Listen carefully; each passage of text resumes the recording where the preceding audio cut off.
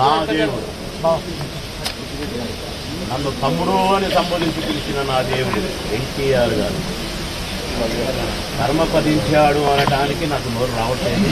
అసలు రావటానికి వీల్లేదు. ఎందుకంటే భూమి ఉన్నంత వరకు నా దేవుడు బతికే ఉంటాడు. శకపురుషుడు ఎక్కడ చూసినా కూడా ఎన్టీ రామారావు గారు ఇప్పటికీ ఆయన బొమ్మ వచ్చిన, టీవీలో ఆయన బొమ్మ వచ్చిన, ఆయన పాట వచ్చిన ప్రజలు ఇంకా మా దేవుడు బతికే ఉన్నాడు, మా భ్రమలోనే ఉన్నారు తప్ప, ఆశతోనే ఉన్నారు తప్ప చనిపోయాడు అనేది ఎక్కడా లేదు. ఎందుకంటే నేను అంతా తిరుగుతుంటా కనుక, అందరినీ కలుస్తుంటా కనుక, ఎక్కడ కలిసినా ఎవరు కలిసినా కాబట్టి టాపిక్ వస్తుంది కనుక, సినిమాల టాపిక్ ఆటోమేటిక్గా వస్తుంది కనుక మీరు వస్తున్నారు కనుక శకపురుషుడు. ఒక ఆయన అన్నాడు, భూమి ఉన్నంత వరకు ఎన్ని జనరేషన్లు మారినా ఎన్టీ రామారావు గారు బ్రతికే ఉంటారు, బ్రతికే ఉన్నారు. కొంత అందరూ పుడతామండి, పుట్టుట కష్టటానికే క్వశ్చనే లేదు, సృష్టి.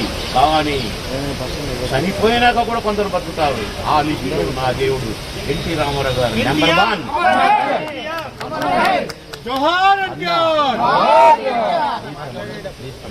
అన్నగారికి వాళ్ళ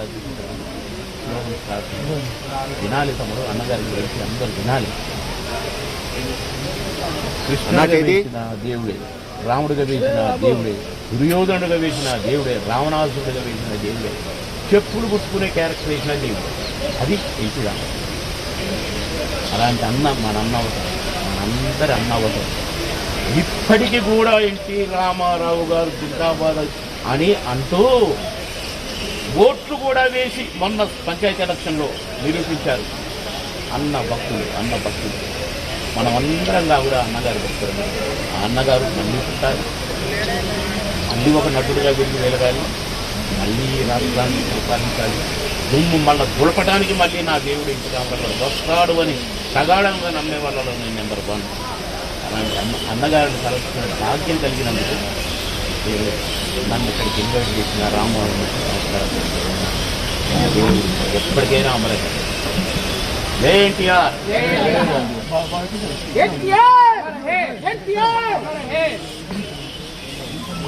ఈరోజు స్వర్గీయ నందమూరి తారక రామారావు గారి 30వ వర్ధంతి సందర్భంగా ఎన్టీఆర్ అంటే తెలుగు ప్రజలు ఉన్నంత కాలం, ఇప్పుడే సోదరుడు బాబుమోహన్ గారు, నరసింహ గారు, పెద్దిరెడ్డి గారు, అదేవిధంగా సినీ నటులు కూడా ఎంతోమంది వచ్చి నివాళులు అర్పించడానికి వస్తూ ఉన్నారు. ఎవరిని అడిగినా పార్టీలకు అతీతంగా, కులాలకు అతీతంగా సినిమా రంగంలో ఒక కృష్ణుడుగా కానీ, రాముడుగా కానీ, ఏ వేషం వేసినా కానీ ప్రజల మెప్పు పొంది తెలుగు ప్రజల హృదయాల్లో ఉన్న వ్యక్తి స్వర్గీయ నందమూరి తారక రామారావు గారు. ఆయనకి ఆ స్థాయి తీసుకొచ్చిన తెలుగు ప్రజలకి నేను ఏమి చేయాలి, స్వచ్ఛమైన రాజకీయాలు, స్వచ్ఛమైన పరిపాలన తీసుకురావాలనే ఉద్దేశంతో ఆ రోజు తెలుగు ప్రజల కోసం తెలుగుదేశం పార్టీ స్థాపించి ఏదైతే ఈవేళ ఏ ప్రభుత్వాలు వచ్చినా కానీ, ఎవరొచ్చినా కానీ సంక్షేమ కార్యక్రమాలకి ఆరాధ్య దైవం అంటే భారతదేశంలో స్వర్గీయ నందమూరి తారక రామారావు అనేది ఎవరిని అడిగినా కానీ చెప్తారు, ఎక్కడికి వెళ్ళినా కానీ చెప్తారు. కాబట్టి అలాంటి వ్యక్తి ఈవేళ మన ముందు లేకపోయినా తెలుగు ప్రజల హృదయాల్లో ఏ దేశంలో ఉన్నా కానీ, ఎక్కడున్నా కానీ ఉన్నారు.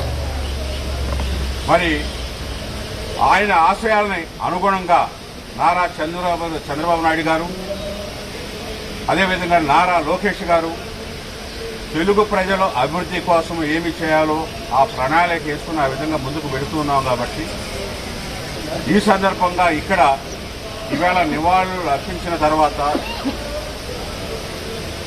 ఆంధ్రప్రదేశ్ అవ్వచ్చు, తెలంగాణ అవ్వచ్చు, ఎక్కడైనా కానీ తెలుగు ప్రజల హృదయాల్లో ఉన్నారు కాబట్టి, అభివృద్ధిని కోరుకుంటున్నారు కాబట్టి ప్రజలు ఇక్కడ కూడా తెలుగుదేశం పార్టీ కూడా మరి ఏదైతే పూర్వపు వైభవం ఉందో ఆ వైభవం వచ్చే విధంగా కూడా తెలుగు ప్రజలు ఆశీర్వదిస్తారని, ఆ విధంగా మా నాయకులందరూ కూడా పనిచేస్తారని, ఆ విధంగా ముందుకు వెళతాం.